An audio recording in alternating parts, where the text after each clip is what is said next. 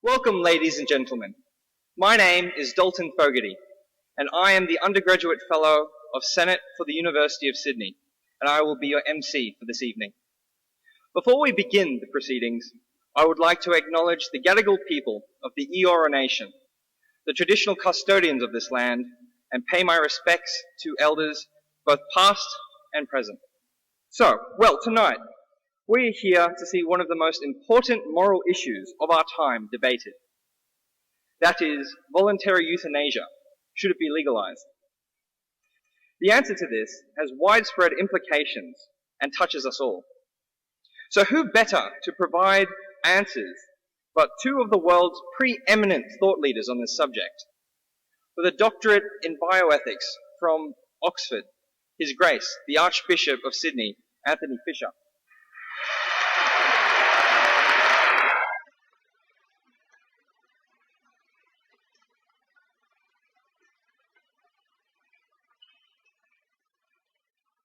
And world-renowned utilitarian philosopher, Princeton's Ira W. DeCamp Professor of Bioethics, Peter Singer.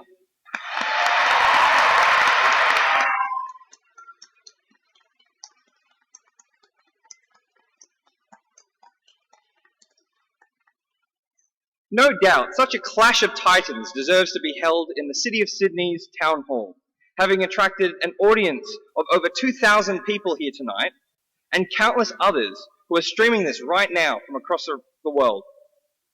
So, tonight's program is as follows. First, we will have welcomes from the two main contributors of the event. On behalf of the University of Sydney, Jill White, and on behalf of the Catholic Society of the University of Sydney, Alessandro Cowley. And now, just some quick housekeeping before we start.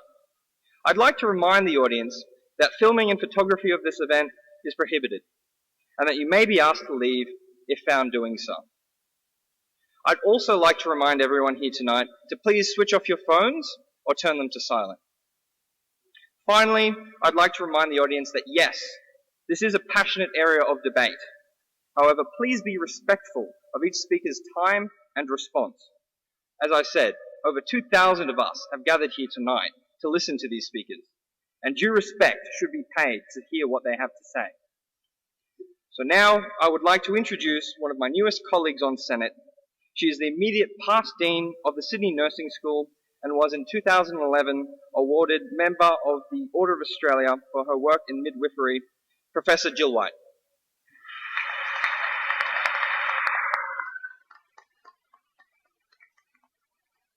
Thank you, Dalton. My job this evening is to be very brief because you come to listen to the debate. But I do want to welcome you very warmly on behalf of the University of Sydney. This debate started, and you'll hear more of this in a moment, from an idea from a student, and that's what Sydney University is about, what all universities are about trying to provoke rich, thick, deep conversation about some of the really big issues. And there is no bigger issue than the one we're talking about tonight. I'm a nurse and a midwife. And as a midwife, and my colleagues and I have debated for years and sought to engender public debate about the transition into life. And there's been a lot of conversation about that. These days, most people now have considerable choice in how their family comes into the world. As a nurse, in a much more silent way, nurses are involved in how people live this life.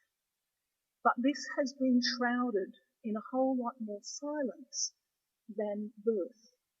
But as a transition, equally, if not more, important that we talk about it, that we know what we personally believe, and that we have these conversations with each other very early on, not in the intensive care unit or not in the care facility.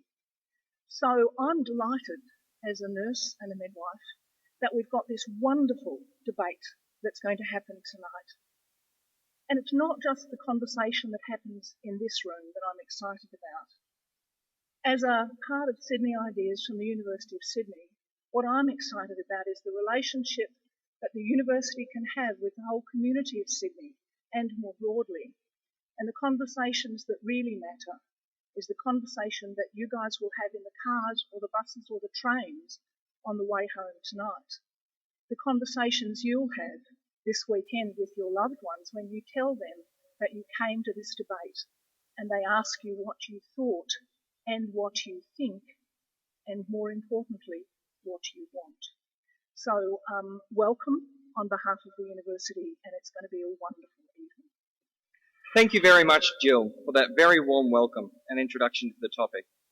I would just now like to pass to the mastermind behind this event, a close friend of mine and fellow law student, President of the Sydney University Catholic Society, Alessandro Cowley. Mr. Scott Stevens, Professor Peter Singer, the Most Reverend Dr. Anthony Fisher, all state and federal parliamentarians, all justices of our courts, Reverend clergy, deans of the faculties of the University of Sydney, professors, lecturers, academics, alumni, invited guests, and fellow students. As President of the Sydney University Catholic Society, it is my honour and privilege to introduce the two speakers in tonight's debate.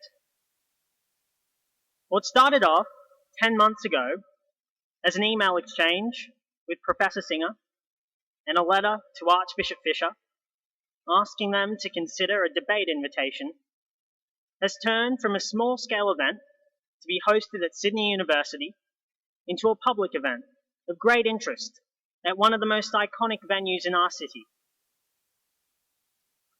Tonight's debate is on an issue that cuts across philosophy, politics, medical ethics, the law, and public policy. That is, whether voluntary euthanasia should be legalized. The moderator of tonight's debate is Mr. Scott Stevens. Mr. Stevens is editor of Religion and Ethics at the ABC. As a specialist commentator on religion and ethics, he has presented a number of series on various ABC programs, both in television and radio. He has published widely on moral philosophy, theology, and political theory. Taking up the affirmative side in tonight's debate is Professor Peter Singer. Professor Singer is world-renowned for his ideas on human life and personhood. He was a founding member of the Australian Greens and holds a Bachelor of Arts with first-class honours and a Master of Arts from the University of Melbourne and a Bachelor of Philosophy from University College, Oxford. He is currently the Ira W. DeCamp Professor of Bioethics at Princeton University and a Laureate Professor at the Centre for Applied Philosophy and Public Ethics at the University of Melbourne. Peter Singer is an accomplished author and has published a number of books, including his most recent, The Most Good You Can Do, How Effective Altruism is Changing Ideas About Living Ethically. He is a companion for the Order of Australia for his services to philosophy and bioethics. Arguing the case for the negative is His Grace, the Most Reverend Dr. Anthony Fisher, the 9th Catholic Archbishop of Sydney. He is an alumnus of the University of Sydney, graduating with a Bachelor of Arts with first-class honours in history and a Bachelor of Laws before practicing as a solicitor. His Grace then joined the Dominican Order, studying for a Bachelor of Theology with first-class honours at the University of Divinity, Melbourne. He later obtained a Doctor of Philosophy in Bioethics, matriculating from University College, Oxford.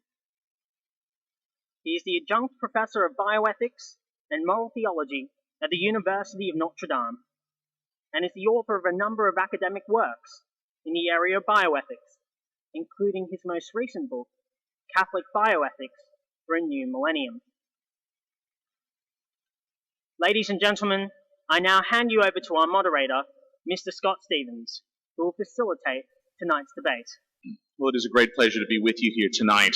I'd like to run through with you the overall structure of the event this evening, but before I do, let me just say something about what I think is one of the more interesting and important aspects of this event this evening. You're no doubt here because you believe that the topic that we're discussing is a very important one. Indeed, it's one of the more important ones in moral philosophy and public debate today. But you're not just here for that, are you? Many people debate this. You're no doubt here because of the eminent status of both of our speakers, that these are extraordinary moral philosophers. But you're not just here for that either, are you? I think there's something different about tonight's debate, which is particularly important given our contemporary political climate. It strikes me that public debate is in a state of extraordinary disrepair these days. If you tune in to a certain ABC television show on Monday nights, you would no doubt be tearing your hair out. That's what happened to me. You'd no doubt be tearing your hair out. That what so often happens under the name of public debate is simple appeal to one's constituents, appeal to one's tribes, not persuasion. I think what really marks out these two thinkers that we have here this evening is not just their intellectual standing, that's there for all to see, but it's also that they both represent extraordinarily generous, deeply humane, and interested, empathetic engagements with positions that are not their own. Both Peter Singer and Anthony Fisher have engaged deeply with thinkers, with philosophies, with moral traditions, not just theoretically, not just on paper, but also in debates, in person. And I think there's something about the capacity to model civil, interested, empathetic disagreement that has never been more important for a time such as ours. So what I would ask, as you watch these two wonderful thinkers engage with one another generously, civilly, and disagree with full respect for one another, I would just underline that when it comes time for you to ask questions later on in the debate, that you mirror that same virtue, that same quality of civility, of generosity. And let's display to one another a bit tonight, shall we? What civil, in other words, non-Q&A style disagreement really looks like. Does that sound good to you?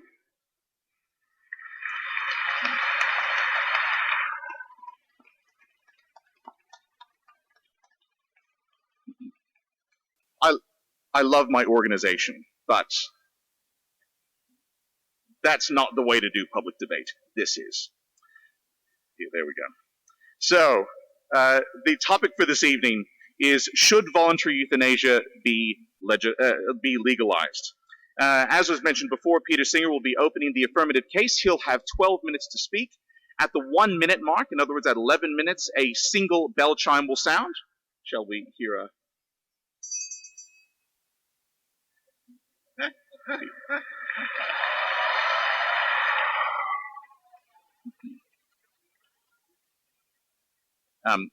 maybe more than a single, but still, you get the sense.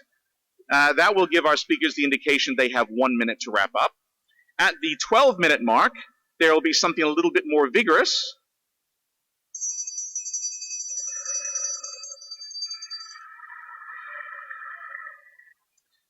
That will give the indication that they are truly done. If that doesn't work, within 15 seconds, I've got a red button here, and there will be, you didn't know there were trap doors beneath the... So they'll have 12 minutes each, and then after each one has spoken, there will be 5-minute opportunity for rebuttal. Again, Professor Singer first, and then Archbishop Fisher. That will go for 5 minutes. At the 4-minute mark, we'll have the same thing. Now, once that's done, we've got a nice, generous 40 minutes of opportunity for you to pose your questions to our two speakers. The 40 minutes is really quite an extraordinary and I think generous opportunity to flesh out some of the ideas that you've heard. So what I'd ask is that as they are speaking, if you want to make sort of notes, if you want to begin formulating a nice, clear, concise question that could be civilly and concisely placed to our speaker. Did I underscore the word concise?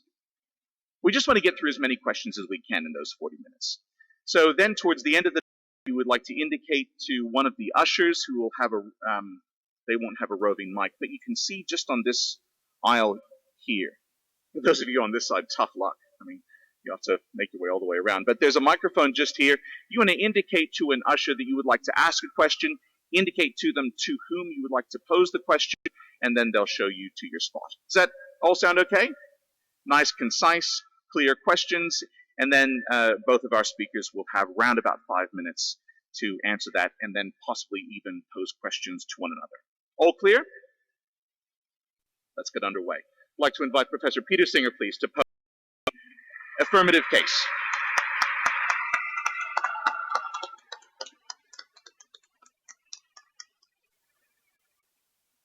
Thank you very much, and let me say I welcome the opportunity to debate this important public issue with Archbishop Anthony Fisher, and I thank him for accepting the invitation. I thank the University of Sydney and the Sydney University Catholic Society and all of those involved in it for having set up this opportunity. We are debating whether voluntary euthanasia should be legalised. So we have to ask, what do we mean by voluntary euthanasia? Anthony Fisher debated with Philip Nitschke a few years ago, and in the course of that debate he defined euthanasia as an act or calculated course of omission intended to shorten life with a supposedly merciful motivation. I'll accept that definition, so we don't have to argue about definitions. And of course, we have the term voluntary in there, so that means that the act or calculated course of omission must be performed at the request of the patient. I'd add, at the informed and considered request of the patient. It's important to note that this definition includes what is sometimes known, particularly in the United States, as physician-assisted dying, but I don't want to be accused of sheltering behind euphemisms, so let's just call it physician-assisted suicide. It includes a situation in which a patient, perhaps a terminally ill patient, depending on how the legislation is framed, patients they may ask their doctors for prescriptions for drugs that, when the prescription is filled and when the patient takes the drug, will cause them to die quickly and without distress. The legalization of physician-assisted suicide would permit doctors to write such prescriptions on the request of their patient and after complying with whatever conditions the legislation lays down. This practice is legal in the United States, in the states of Oregon, Washington, Montana, and Vermont. It's also legal in Switzerland. And it will also, I expect, within the next 6 months, become legal across all of Canada, following a recent unanimous decision of the Supreme Court of Canada that struck down as unconstitutional laws that prohibited competent adults who were terminally ill or suffering from grievous and irremediable medical conditions from having such assistance from a physician who was willing to provide it. Now, I acknowledge that personally I don't see a great deal of ethical significance in the distinction between what I've just described and called physician-assisted suicide and the form of voluntary euthanasia that is legal now in Belgium, in Luxembourg, and in Colombia, where terminally or incurably ill patients can request a lethal injection from their doctors, and the doctors can, if it is in accordance with their own conscience, give that injection.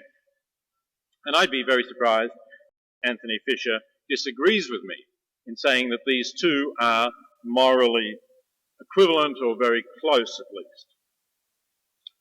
But we might believe that legalizing physician-assisted suicide, while not permitting a doctor to give a lethal injection, makes it more difficult for the practice to be abused by extending it to patients without their consent. And if we believe that, not saying whether we should, but it's possible, then we might think it more prudent to legalize only physician-assisted suicide. In any case, here's the key takeaway from what I'm doing with this discussion of the ways in which a doctor can intentionally perform at the patient's request a life-shortening act. If you agree that we should have laws similar to those that exist now in Oregon, Washington, etc., then you are agreeing with me that voluntary euthanasia should be legalised. You don't have to also go the step of saying we should have a law that allows doctors to give lethal injections. You may or may not think of that. Both are, as I've defined the term using Anthony Fisher's definition, are forms of euthanasia. I should also say under what circumstances I believe voluntary euthanasia should be legal. I'm not an absolutist about autonomy. I do not want to make it easy for people to end their lives because of a condition that may be treatable or from which they have a reasonable prospect of recovery. In Oregon, Washington and Vermont, a patient must be terminally ill. That is, according to legislation, 2 doctors must certify that the patient cannot reasonably be expected to live for another 6 months. That's one possible standard under which we could legalise voluntary euthanasia. My preference is the standard used by the Supreme Court of Canada in its constitutional decision, which says it should be permissible for competent adults who request it and who have a grievous and irremediable medical condition that causes enduring suffering. But again, as I say, under the terms of our debate, we don't need to go that further step with the incurable condition if I can only convince you that patients who are terminally ill and where 2 doctors say they are not likely to live for 6 months, that's the only conditions under which it can be legalised, well, it's still the case that you're agreeing with me that voluntary euthanasia should be legalised. Now that we know what we're debating, why should voluntary euthanasia be legalised? To answer the question, I think we should ask another one.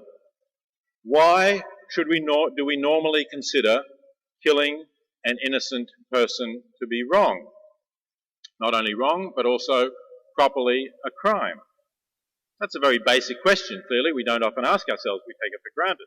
But if we do, I think there's 2 important reasons why we should think that to be both wrong and a crime. Firstly, it's a violation of the autonomy of the person killed. In fact, it's the most, typically anyway, it's the most serious possible violation of that person's autonomy. It denies that person everything that they wanted to do for the rest of their life. Now you've killed them, they can't do it. So whatever their hopes and wishes and plans were, whatever it was they wanted to achieve, you've prevented them doing that, typically against their will because they wanted to go on living, they wanted to do those things. So that's one important reason why we rightly make killing a serious crime.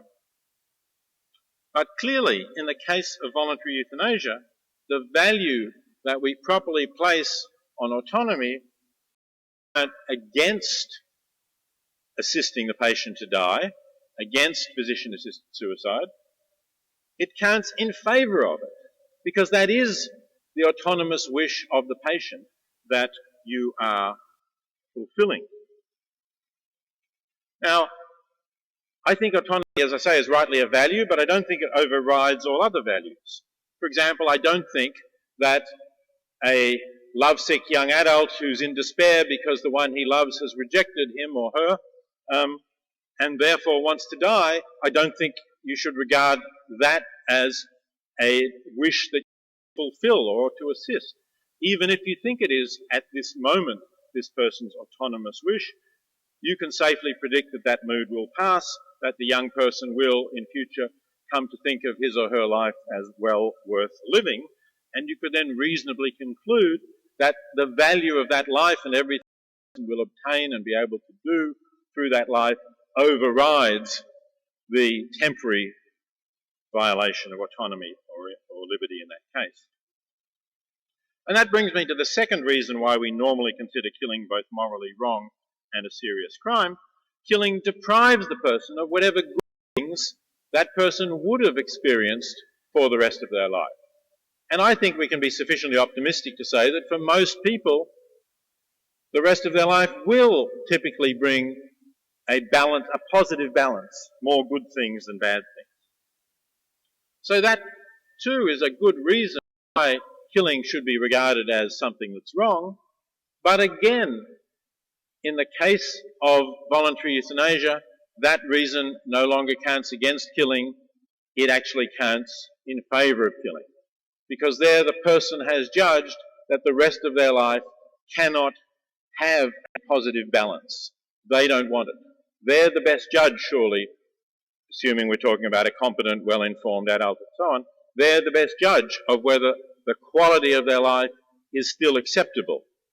And with the informed views of doctors about whether it can be expected to get better or not, they are in the best position to say, no, the rest of my life is not going to bring me enough good things to make it worth going through the various kinds of suffering or the various forms of loss of dignity, loss of autonomy, loss of ability to provide for myself that I regard as bad things in my life.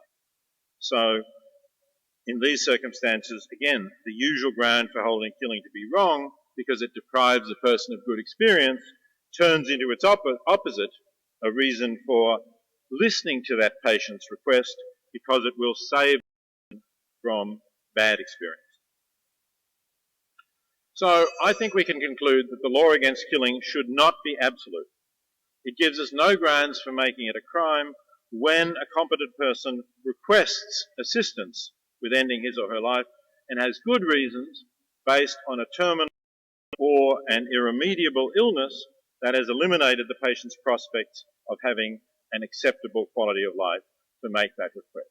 In those circumstances, to assist that person in ending his or her life is not morally wrong, and in a free society should not be a crime. Thank you.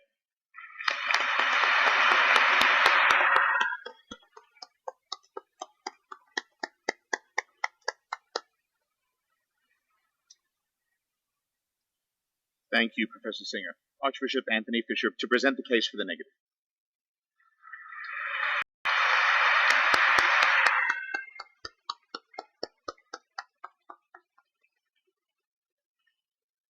Thank you, Scott, Mr. Chairman, and my alma mater, Sydney University and its Catholic Society, and Peter Singer.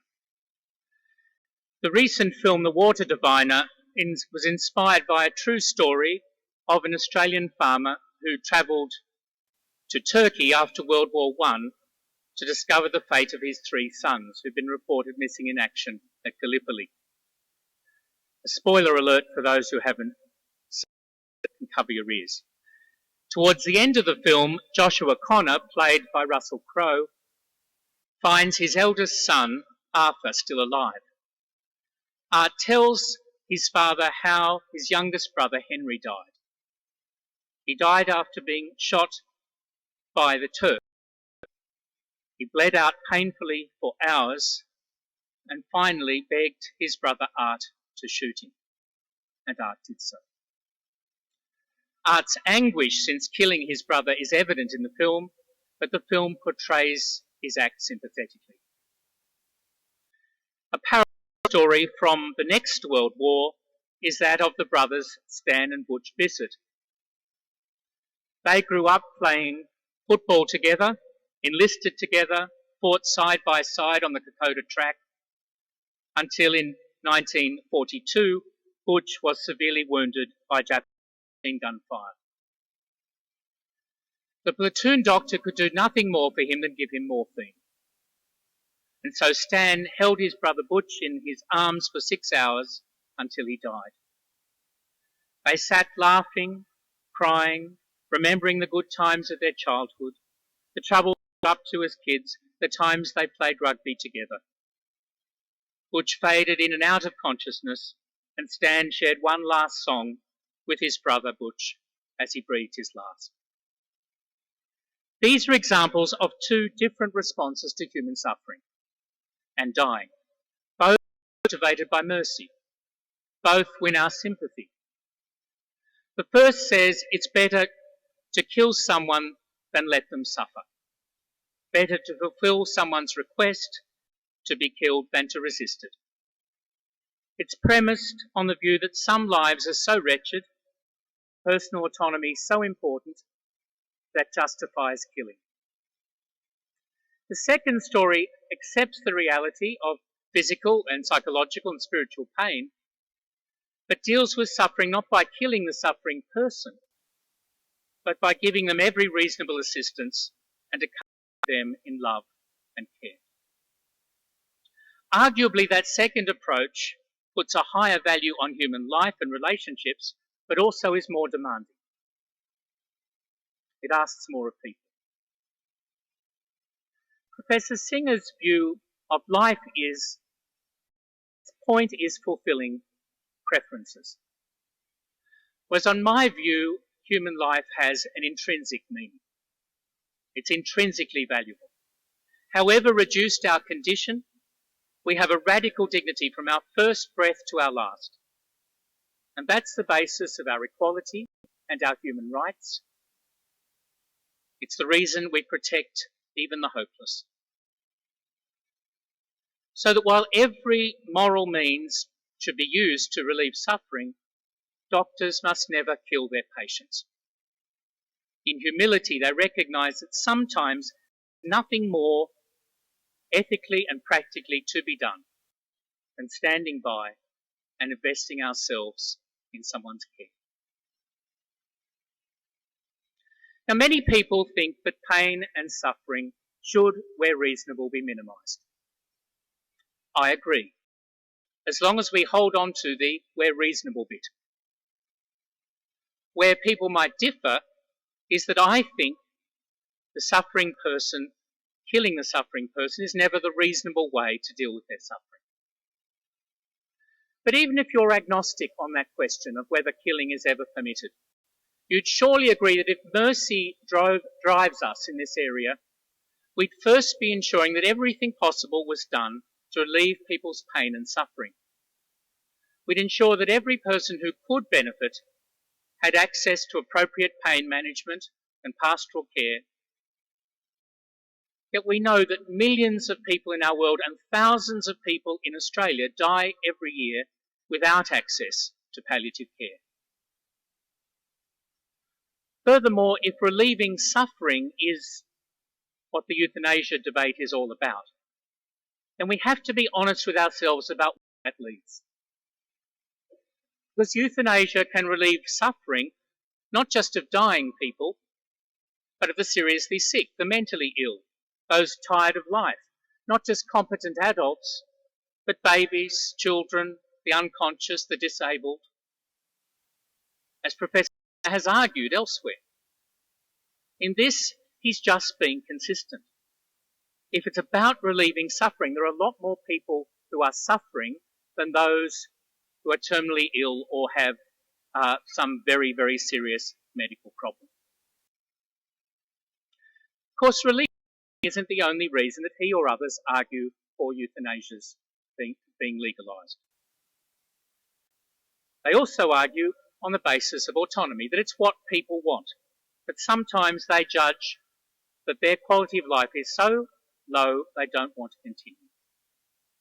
If it's out of that respect for autonomy that some euthanasia enthusiasts want the euthanasia pill available much more broadly, even to healthy people, even to teenagers. The freedom to die when and how I want can't reasonably be restricted just to the hard case. No wonder then that wherever euthanasia has been legalised, it's gradually extended to more and more people. It's not that euthanasia cultures are uniquely made up of moral monsters. It's that that is where the logic of autonomy-based euthanasia or relief of suffering-based euthanasia will lead you. Euthanasia regimes, in my view, actually reduce people's autonomy because they embed the social expectation that certain people will elect death. People whose autonomy is already reduced by pain, fear, depression. Yet the message that they are no longer protected by homicide laws and might be better off dead. Having classed the frail, elderly, disabled, and others as expendable, the community is likely to do less for them and leave them feeling worthless. So ironically, in the name of autonomy, people's freedom is narrowed and their very lives, the premise of their freedom, put at risk. Till now, it's been a defining aspect of our health professions that they never kill or harm their patients.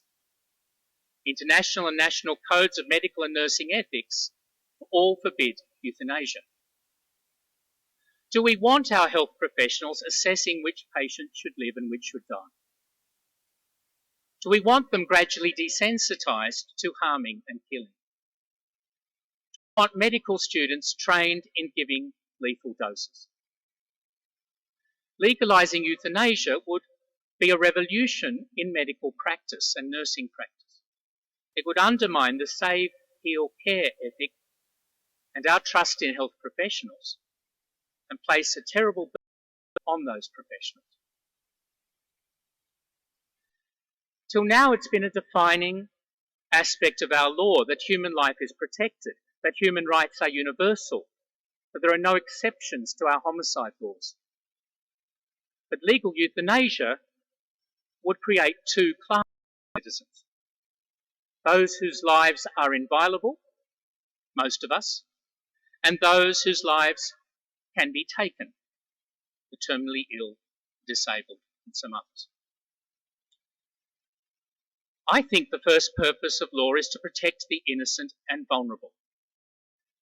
And I think it's that belief that is the basis of most Australians' opposition to state-sanctioned killing, even of criminals. It's that the prohibition on killing is a cornerstone of our law and social relationships and protects each of us impartially and equally. Finally, who dies in a euthanasia culture? The weak, the frail, elderly, the sick, the handicapped, the depressed, babies. No wonder that advocates for the elderly and for those with disabilities oppose euthanasia much of the time. As one put it, we're scared enough already. We'll be terrified if euthanasia becomes state-sanctioned.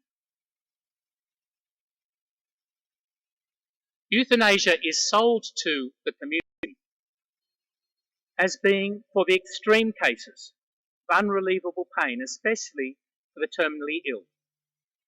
But then it's extended to those who are chronically sick, those with mental illnesses, those with existential despair. There is bracket creep in euthanasia. It evolves. First, we're told it's for competent, informed, consenting adults only. And then it's extended to the incompetent, the unconscious, babies. First, it's for those who judge their own lives to be too burdensome for them. But how quickly society go down that path, start making the judgment that those lives are too burdensome for others. Putting Granny out of her misery so easily becomes putting Granny out of our misery. The bracket creep is built into the very logic of euthanasia. Once we start deciding that death is in the best interests of some people, then of course there will be others in the queue. That's exactly what's happened in Holland and in Belgium that have been offered to us as examples of voluntary euthanasia working well tonight. In Holland, it was supposed to be for people in extreme suffering, consenting adults. But after 10 or so years of that experience, it became legal to do it for babies. Now, it's the ordinary way of dying for about 5,000 people in the Netherlands every year, not just extreme, unrelievable suffering. We all want to relieve suffering. We all want to respect autonomy. Surely we can find respectful, life-affirming ways of doing that don't involve killing each other, and in the process, putting the most vulnerable in our community at risk.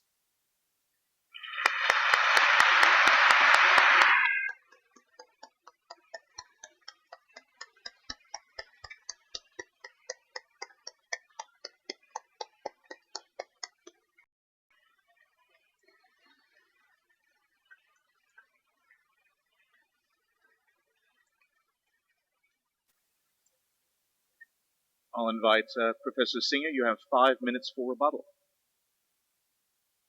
Thank you. I have to say, I'm disappointed by what I can only regard as Anthony Fisher's willful refusal to look at the evidence about the countries that he has described. For example, he talked about the rapid creep of the euthanasia culture in every place where it has been legalized. Do you know how many people used the legislation in Oregon in 2014 after it has been in place for 14 years? 105. This is in a state with a population of around 4 million. It's one death in 3,000 that uses this legislation. I can't see any rapid creep here. No cases where it is even alleged that it has been extended beyond the requirements of the legislation. And the situation is similar in Washington. In Vermont, the legislation is relatively recent. So I just don't think that this is true. I also checked the account of the situation in the Netherlands. It's significant that the voluntary euthanasia was fully legalized in the Netherlands in 2002.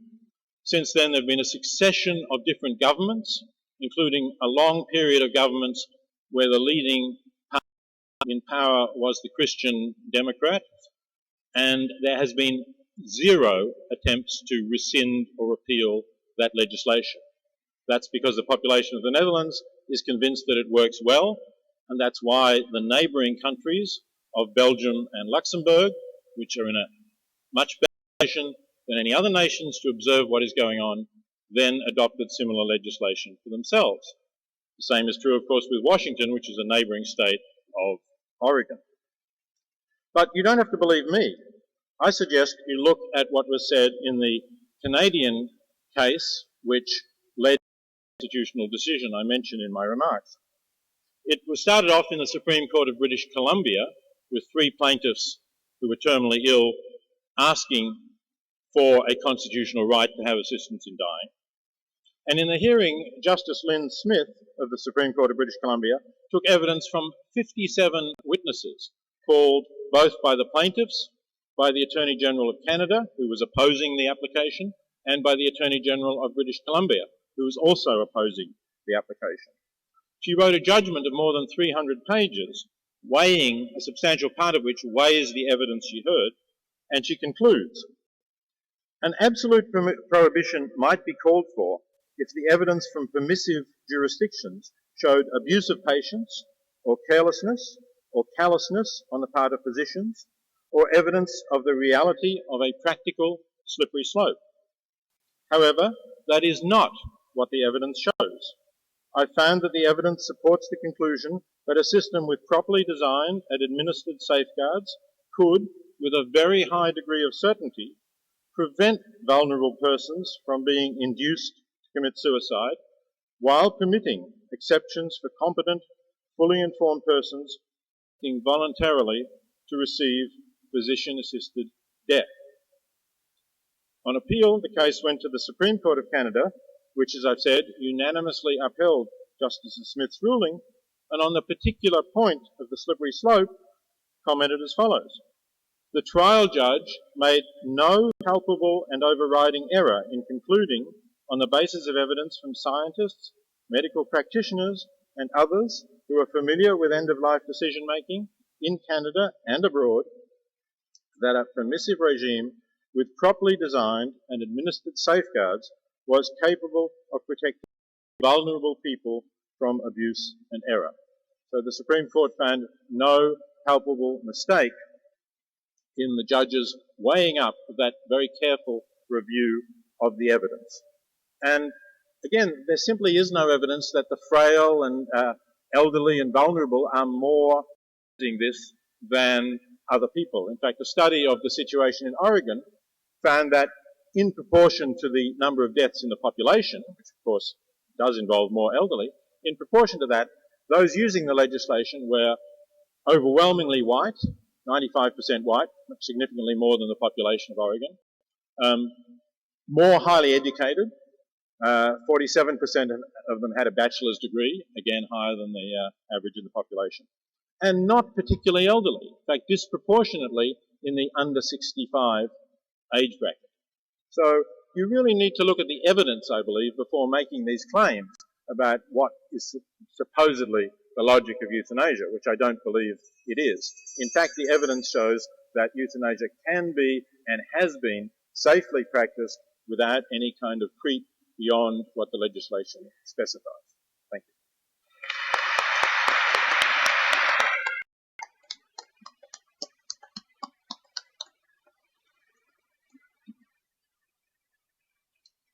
Archbishop Anthony Fisher, you have 5 minutes for rebuttal.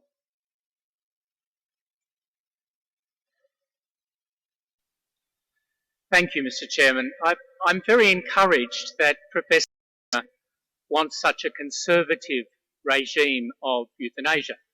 I think in many of his writings he argues, in fact, for a much larger group of people to fall under the ambit of those who might be killed, either choosing it or others choosing for them. But at least for now he will keep it very restricted.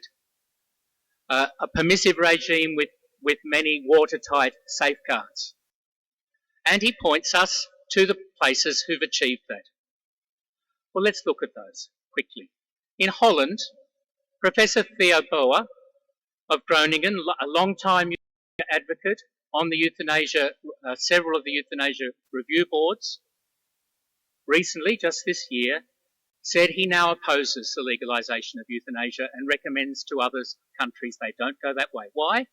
Because of the rapid acceleration of euthanasia in Holland. In the last 5 years, the number of cases have doubled to 5,000 a year. It's not the rare event that it's been suggested tonight. It's now become, he says, the default mode of dying for many people. And he says as a result there's intense pressure on doctors to assist in euthanasia. There's travelling life clinics administering lethal drugs with no prior doctor-patient relationship with the particular people who are given the drugs. And there's a campaign in Holland at the moment that the euthanasia pill be available to everyone over the age of 70, no questions asked. Euthanasia has been used there for much broader, less serious reasons than the ones for which it was first sold to the public, like sight impairment, autism, tinnitus, people with psychiatric illnesses, dementia, loneliness, who feel they're a burden to others. Or we could go across the border to Belgium. The Belgian Parliament in 2002 legalised euthanasia with an R rating for adults only. A decade later, they gave it a G rating. Children can have it now. The bracket creep is real. Professor Raphael Cohen-Almagor in the Journal of Medical Ethics, again only a few weeks ago, wrote that he supports voluntary euthanasia in principle, but not in practice after the experience in Belgium. Again, rapid increase. It's now up to 2,000 cases a year in that country. Half the cases, it's believed, are not reported. It now includes incompetent, demented, depressed people, people who are tired of life. And he gives a whole range of reasons for being suspicious, despite his actually being in favour personally of euthanasia. Or we could go to Oregon, as was presented to us, where voluntary euthanasia is very restricted indeed. In fact, as normally understood, it's still not allowed there. But the physician-assisted suicide is. And we're told from the most recent study that in 40% of the cases, it's not, in fact, about suffering. It's not that kind of terrible, hard medical case, such as Professor Singer put to us, but people who are afraid that they are being a burden upon others, especially upon their families, who are electing for physician-assisted suicide. You can't contain this to these hard cases that are offered to us. Once you accept the logic that some people are better off dead and we're going to make them dead, we're going to enable that, out of respect for freedom or out of a desire to relieve suffering, well, of course there are others in the queue. I'm very glad that Peter Singer wants to put limits on that, at least for now.